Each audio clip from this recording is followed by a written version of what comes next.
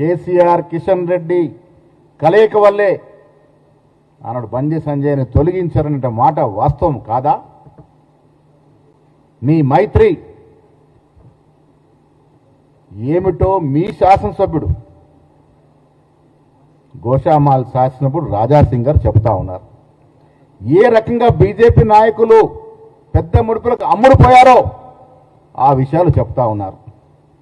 ఇలా పెద్దగా మాట్లాడుతూ ఎవరి కారు అటెన్షన్ కోసం పాకులాడుతున్న కిషన్ రెడ్డి గారు, కేంద్ర మంత్రి గారు, ఈటెల రాజేందర్ గారు, రఘునందన్ రావు గారు, అరే మీరు మా గురించి కాదయ్యా, మీ రాజాసింగ్ చెప్పే మాటలు, వారు అడిగే ప్రశ్నలకు జవాబు చెప్పండి. మొదలుగా సరే, రాజాసింగ్ చెప్తుంది వాస్తవమా కాదా తేల్చండి. మీలో ఎవరెవరికి పెద్ద ప్యాకేజీలు వచ్చాయి, ఎవరెవరు బీఆర్ఎస్ కుమ్మక్కైనారు, ఇవన్నీ కూడా రాజాసింగ్ మాటలతో తేట తెల్లడం అవుతా ఉన్నది. ఒకవైపు కవిత మీ మీద సర్జికల్ స్ట్రైకులు చేస్తూ ఉంది. మీరు వాటికి జవాబు చెప్పకుండా, రాజాసింగ్ లేవరెత్తిన అంశాలకి జవాబు చెప్పకుండా రాహుల్ గాంధీ గురించి మాట్లాడుతూ ఉన్నారు. రాహుల్ గాంధీ దేశానికి దశ దిశ ఎంత దమ్ము ధైర్యం ఉంటే ఇలా కుల సర్వే చేయించగలిగినాము. ఇది రాహుల్ గాంధీ గొప్పతనం కాదా? మీకు చాటు కాకపోతే, మాకు అధికారం లేకపోయినా ఒక ప్రతిపక్ష నాయకుడిగా ఇలా మా 3 రాష్ట్రాల్లో మేము కుల సర్వే చేసి చూపించినాం.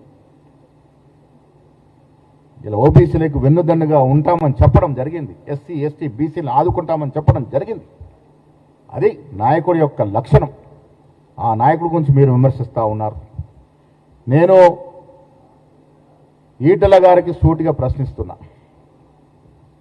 కాళేశ్వరం మీద నోటీసులు వచ్చాయి, వారేమో బీజేపీలో ఉన్నారు. నాకున్న సమాచారం నిన్నాక మొన్న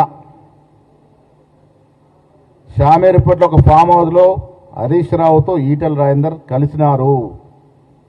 అక్కడ నుండి కేసీఆర్కి మాట్లాడినారు.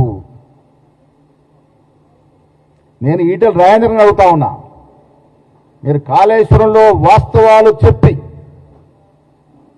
మోడీ మనిషి, మోడీ పార్టీలో ఉన్నానని చెప్పుకుంటారా? లేక మీరు హరీష్ రావు కేసీఆర్ మాట్లాడుకున్న తీరు వల్ల కేసీఆర్కు లాభమయ్యే విధంగా మీరు వాంగ్మూలం ఇచ్చి మీరు మోడీకి వ్యతిరేకమని చెప్పుకుంటారా? ఇది తేల్చాల్సిన అవసరం ఉంది ఈటెల గారు. మీరు మాకు పక్కా సమాచారం ఉంది. ఈటెల గారు, హరీష్ రావు గారు, కేసీఆర్ మాట్లాడుకొని కాళేశ్వరం విషయంలో అందరం కూడబట్టుకుని బయటపడాలి, అందరం ఒకటే చెప్పాలి అనే మాట మాట్లాడుకున్నట్టుగా అర్థమవుతా ఉంది. అసలు మీరు మోడీ పార్టీలో ఉన్నారా? పేరుకు మోడీ పార్టీలో ఉండి మీ ధ్యానం అంతా కేసీఆర్ పార్టీలో ఉందా? ఈ కాళేశ్వరం ముందు మీరు చెప్పబోయే వాంగ్మూలం, మీరు చెప్పబోయే భయాన మీద తేత తెల్లడం అవుతున్న మాట కూడా చెప్తా ఉన్నాను. దొంగలు ఊర్లు పంచుకున్నట్టుగా 10 ఏళ్ళు దూశారు.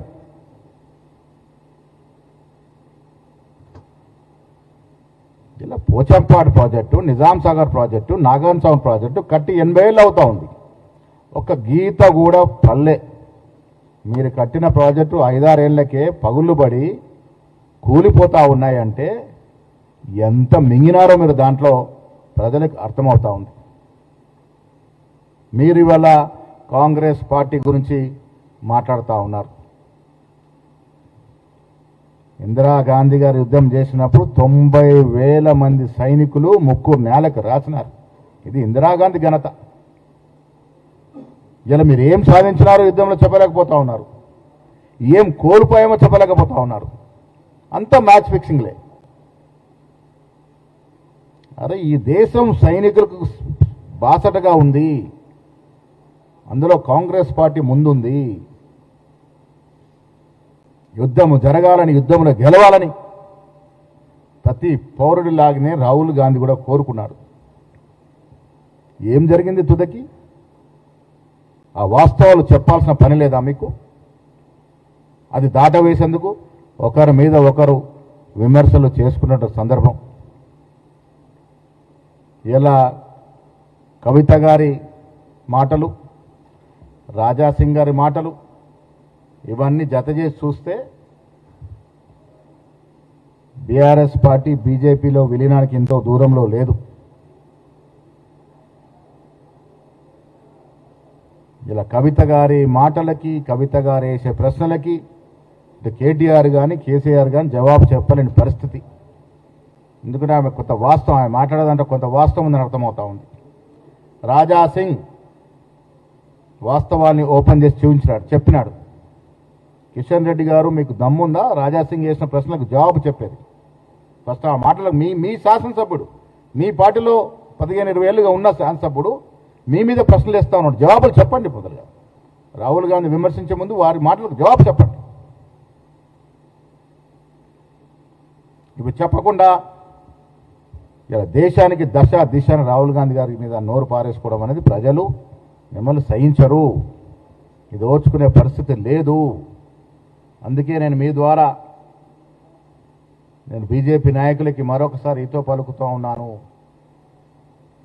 యుద్ధము జరిగిన తీరుతెన్నులు, యుద్ధంలో మనం సాధించింది, యుద్ధంలో మనం కోల్పోయింది, ప్రజలకు చెప్పాల్సిన బాధ్యత ప్రధానమంత్రి మీద ఉంది, మీ అందరి మీద ఉంది, కేబినెట్ మంత్రుల మీద. అది చెప్పకుండా దాటవేసే ధోరణిలో మీరు అక్కడ ఇక్కడ అనవసరమైన ఆరోపణలు చేస్తూ ఉన్నారు. ఈరోజు కూడా ప్రపంచ చరిత్రలో ఇందిరాగాంధీ గారు ఉక్కు మనిషే. ఆవిడకి ఎవరు కూడా సాటి రాలేరు. ఒక కొత్త దేశాన్ని సృష్టించినటువంటి మహాకాళీమాత ఇందిరాగాంధీ గారు. వాజ్పేయి గారు స్తుతించిన మాత ఇందిరాగాంధీ గారు. ఆవిడకి ఎవరు సాటి రాలేరనే మాట ఈ సందర్భంగా మనవి చేస్తూ, కవిత ప్రశ్నలకి బీఆర్ఎస్ నాయకులు జవాబు చెప్పలేని పరిస్థితి. వాస్తవాలు ఓపెన్ అయిపోయినాయి. ముడుపుల భాగోతం బయటపడింది. లోపాకార ఒప్పందాలు బయటపడినాయి. బీఆర్ఎస్ బీజేపీలో సీట్లు ఇచ్చారనే పరిస్థితి చెప్తా ఉంటే ఇంక ఎవరికి ఏ శాంటిటీ ఉంది? ఈ వాస్తవాలు బయటకు రావాల్సిన అవసరం ఉంది. ఆర్థిక మంత్రికి ఈటల రాజేందర్కి బాధ్యత లేదా? ఇలా నోటీసులు రాగానే పాత చుట్టరికం గుర్తొస్తూ ఉంది. ఇవన్నీ కూడా వాస్తవాలు ప్రజలకు తెలియాల్సిన అవసరం ఉన్నది.